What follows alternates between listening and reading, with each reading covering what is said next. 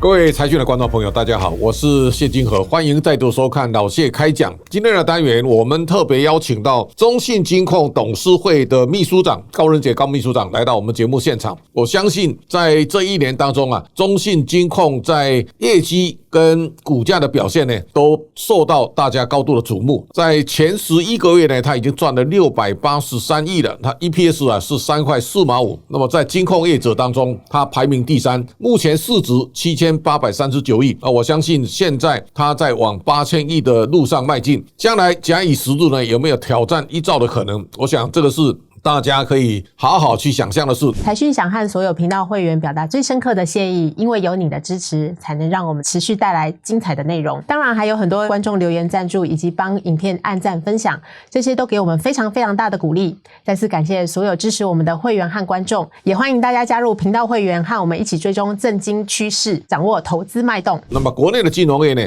在这些年当中，台商资金回流，那么创造了空前的佳绩。所以我们今天来看看，在这一年当中，中信金的获利跟各方面的表现呢，都非常的卓越。我们请到董事会的秘书长高仁杰高秘书长来谈谈，在整个金融业的推动 ESG 的路上呢，中信金控在这些年他默默做了哪些努力？好，高秘书长好，谢谢您邀请我来上这个节目哈。那因为我也是身兼中国信托慈善基金会的执行长、董事长的辜忠良先生，那所以这些年来也累积了一些执行这个基金会业务的经验。那其实中国信托呢，它的前身是中华证券投资公司，那是1966年，到现在也是接近快要60岁，是啊，所以它其实也累积了它本身自己的一些在业务的实际上面和 ESG 甚至于 CSR 上面的一些能量哈。那自从我接任大概在20年前的时候，那时候其实我观察到我们中国信托有一个慈善的主轴，就是点燃生命之火，一个全国性的募款的活动。对，这个今年刚好第40年哈。对，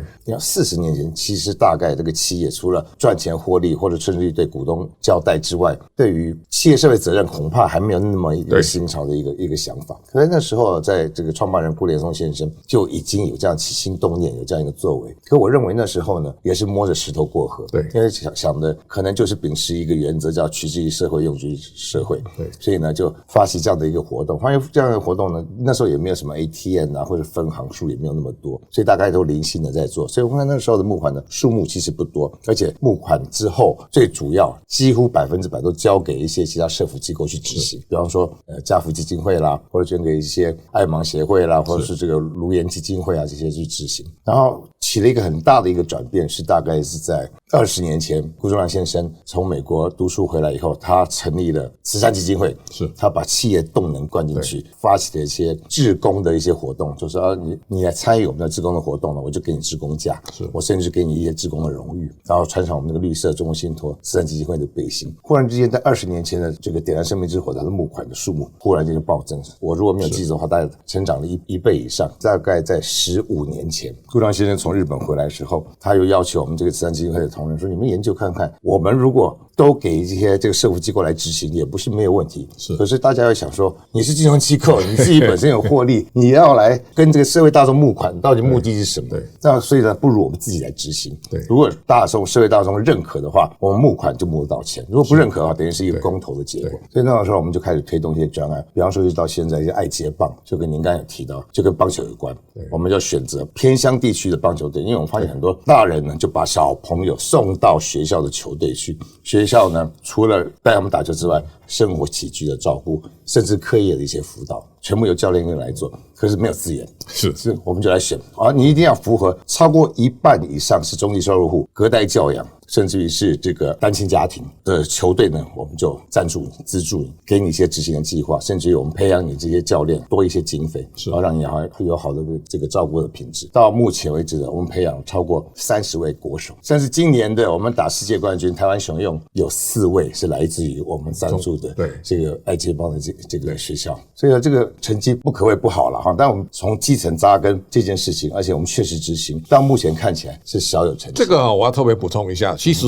你这一次在12强当中，台湾能拿冠军，这是无法想象的哦。那一开始当然有很多看坏，但是第一个呢，在整个团队作战，包括情收了哈，包括现在教练团哈，也包括他这一次也没有超级明星选手哈，大家实力非常分配很平均的哈。对。但最后其实最重要的关键，其实跟古董市场有很大的关系啊。你看台湾得冠军之后，他马上请球员吃牛排哈，那你可以想见得到，他其实在这一次，当然对很多球员变成全台湾超级明星人物哦。但是呢，古董事长其实他不鞠躬，他就在躲在幕后了哈。所以我想台湾在推动棒球运动，现在真正用生命在爱棒球的，其实郭董事长是一个，他是把运动融入在整个企业发展当中，这个是非常不容易的。就是说这种内化，还有一个他用真性情去爱球员哦，所以中信金不管在棒球在篮球，其实他都有卓越的成就啊。所以我觉得在这一次郭董事长能够用他的兴趣，然后用企业的实力来支持台湾棒球运动，而且也协助台湾拿到18强的冠军。我觉得这个背后啊，其实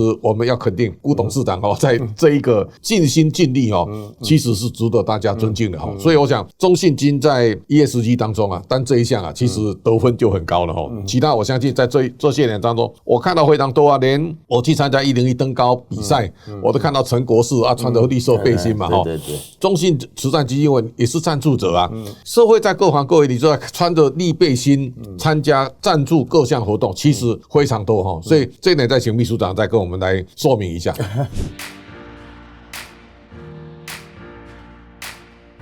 不然呢，这样的话我就再多分享一些。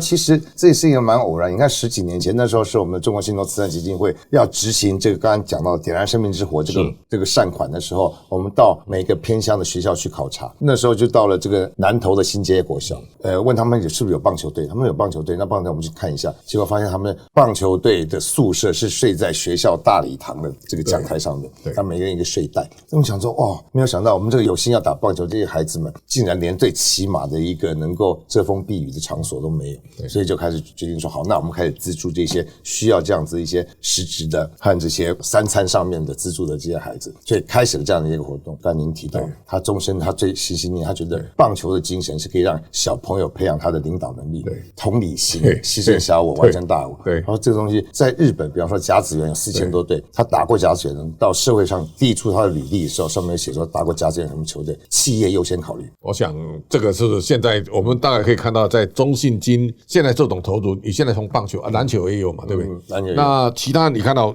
我看你有几个慈善里面反毒啦、体育啦、艺文啦、教育啦，5大公益哈。那从看见这个需要，然后叫激励人心，共同参与，然后有更多善的循环。这个其实在中信金的经营当中，很多的核心的哲理。那这个运作你也跟我们稍微说明一下。不敢。那我这样的话，就我提一个比较极端的啊，就比方说我们的4个大小的运动，一个是棒球，一个是篮球，对，还有一个是赞助女子高尔夫球，对，还有一个是电竞。高尔夫球也是顾谦非常喜欢的运动。那顾谦那个是更早讲起来，他1977年的时候，你想1977年那时候我们最低工资才我如果没有记错的话2400块，那时候就提供。因为我当兵的时候当辅导长，好像领2400嘛，差不多我们最低工资嘛。那时候我们办了第1届的社会杯中国信托社会组女子高尔夫球锦标赛，冠军是12万，那是当年的冠军是涂阿玉。对，但想顾建中先生他那么早，台湾可能还有一点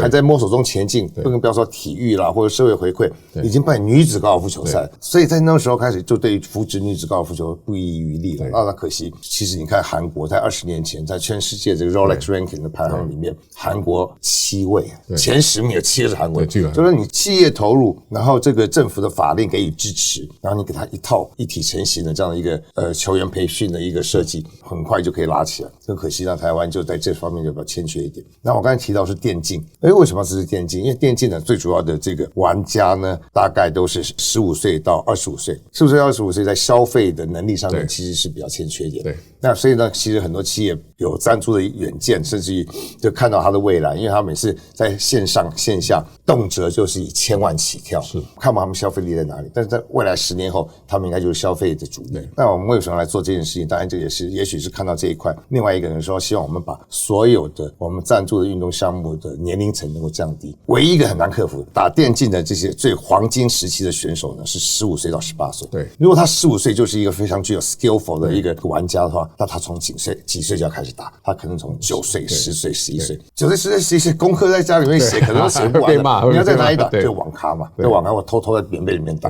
所以这个家长是没有办法认同这件事情。可是3号，我觉得它是有一个未来的一个可见的一个远景。你看沙特阿拉伯，它跟这个奥林匹克委员会争取，它为了连续10年举办世界电竞的这个竞赛，奥林匹克的竞赛，所以这件事情我们就把它看的是对未来一个投资。虽然说现在可能没有一个积极这个收益，所以你从我们帮这个电竞的命名就会看出它其中还蛮有趣的。我们叫做中国信托非牡蛎战队，那非牡蛎其实是网络是废牡蛎，这个网友就是他有点酸中国信托 we are family， 对，然后他是废，就是这个废弃的废，他就把这个非牡蛎有极大的一个容忍度，让这个名称能够成为这个中国信托 eSports 电竞战队的一个代名词，所以这是蛮有趣的。所以这一次我也发现，就是说，你看，你赞助棒球，台湾这次呢12强里面呢，其实原住民占1半以上的，对啊，没有错，没有错。所以那个就在原住民的部落或原住民的偏乡。这一种企业透过赞助啊，这个帮助原住民的小孩。现在原住民在各种领域啊，拳击啦、田径啦这一块，其实我看中国信托在偏乡的投注啊也很大哈。这个要不要请你说明一下？这个偏乡其实我们老板每次都讲说，这个 grassroot 就是这个从基层要培植起来啊，不然的话他就说那就跟放烟火一样，一次就没有。所以基层就是从 U12 就是我们刚才讲到的这个爱接棒的这些孩子们，我们开始赞助。那时候就是我们发现在这个过程当中，怎么会这个原住民的孩子占比较多的比例？当然，一方面是因为他们居住的位置，有些从他们居住的这个山上或者家乡要走到学校，对，要走很久，就要花个2-3个小时。那时候不如就住校。对，那有些当然是因为工作机会在城市比较多，所以他们就离开家里面，所以就变隔代教养。所以可能这个阿公阿嬷也比较年纪大，比较老，所以就把他们送到这个学校里面去。我觉得这样是一个偶然的机会，可是慢慢它累积出来，这大概原住民占1半以上。那后来我们也观察到一件事情，就是那部电影《卡弄》啊，就是你刚才也提到，那我觉得里面其中有一段话还蛮有一点意思，就是他问那个日本教练说，你为什么这个台湾这一支球队这么强？一个是日本人对棒球的理解，日本教练是他给你下达战术和给你一些指导。那第二个是汉人的脑筋动得很快，然后很聪明，很快就理解。还有一个是原住民的这个体能状态。后来我们发现，其实原住民这3者都兼备，很聪明的不得了。我们中信兄弟很多来自原住民这些球员，头脑之好，不在汉人之下。所以我这一次你看到潘杰凯穿一个台湾啊，完了说哦，这个让台湾的民众啊，这次他们真正打动台湾人的心了。就是说，台湾在很多场合里面我们很少看到凝聚众志哈，然后呢，在日本的巨蛋的球场大声呐喊，我看连日本都吓坏了。这个就是台湾名气的一个在伸张哈。那我想我们也经常看到中信金除了运动项目以外，业内的项目里面有很多赞助嘛。这个也请你说明一下。你说文教基金会啊，那文教基金会那是因为在早年那时候有一个新舞台嘛，新舞台在我们松寿路的时候，那其实新舞台就是这个具象的实体的这样子的一个音乐厅，然后呢来引进一些比较小众的，然后甚至一般人一般的时候不容易看到的，让大家来共同参与，然后甚至提升一些这个台湾这个人民的一些对于音乐甚至艺术的品味。那后来因为是我们要搬迁嘛，搬迁把整个拆掉，具象的新舞台就不再存在。那秉持着之前2位这个孤老对于新舞台这样的理念，所以呢，他这个文教基金会呢继承这样的一个传承，一样持续的引进一些国外的一些小众的，但是呢能够引起大家共鸣的一些剧嘛。同时呢，举办比方像中国信托的这个美术奖，然后每2年一次，然后请这个台湾的这些翘楚来担任评审，很具有公信力。然后前3名我们给予奖金，所以类似这样的呢，我们希望能够第一能够达到聚焦，那第二呢能够同时提升中国信托的品牌的价值，第3呢实际达到一个传递文化跟艺术这些教育的种子的这样一个理念。好，我想这个中信金控在这么多年当中，你们搬到南港也很多年了10年那个南港的园区啊，因为中信金你们搬进去之后呢，整个区域大概周边呢，包括餐饮都活络起来应该有3万人在里面工作，所以这个就等于是在那个园区里面呢，你自成一格，而且把那个南港园区啊，整个发展起来所以从这个角度来看，就你们未来整个中信金控的发展的蓝图，我想今天有这个机会，把你们的理念跟未来的发展的展望也跟我们观众朋友说明一下。不敢。中国信托它虽然是一个台湾最赚钱的银行了，但是它也非常知道说要怎么样来跟这块土地甚至这个社区的这些民众也好或者客户也好来共同来分享。那我就借用您这个平台来这个广告实践一下，就是中国信托的这个南港总部中间的空地呢，每年就是大概11月的时候会搭建一个全台湾最大的户外的滑冰场。那已经今年可能是第7年或第8年。那每一次就尽量把它运用它的空间变成最大。最大的重点是说，你只要来，然后我们有一个排队的程序，一切都是免费。你要租这个滑冰的器具，冰刀也好，防护的衣服也好，帽子也好，甚至于给最小年纪的小朋友有一个模拟的冰宫，然后可以去挖雪、铲雪啊，玩滑冰这样子。所以都是完全是服务这个社区。台湾的发展只有棒球运动，大多数老板都是出资者哈，我出钱，然后你们去发展。是。那辜董事长是亲力亲为，他也下去打棒球，他包括他对棒球所有的技术，他每一个环节他都很熟悉，没有错。所以这是我看到经营者当中非常他，因为现在他年纪还轻了哈，所以我相信他领导中信金控还有很长的时间，所以大家一起加油。我相信中信金控在他的多元经营的角度来看，我觉得将来他在金控的这个整个角色会扮演更重要的角色，所以我想这是一个今天我们很开心跟高仁杰秘书长谈到中信金在社会参与的各项的活动当中，大家可以看到辜仲谅董事长的用心。那其实我们也看到中信金不管在本业或在社会的参与，这些年都让大家看得见。我相信这是非常不容易的。今天非常感谢高秘书长，感谢大家的观赏。下周同一时间请大家继续收看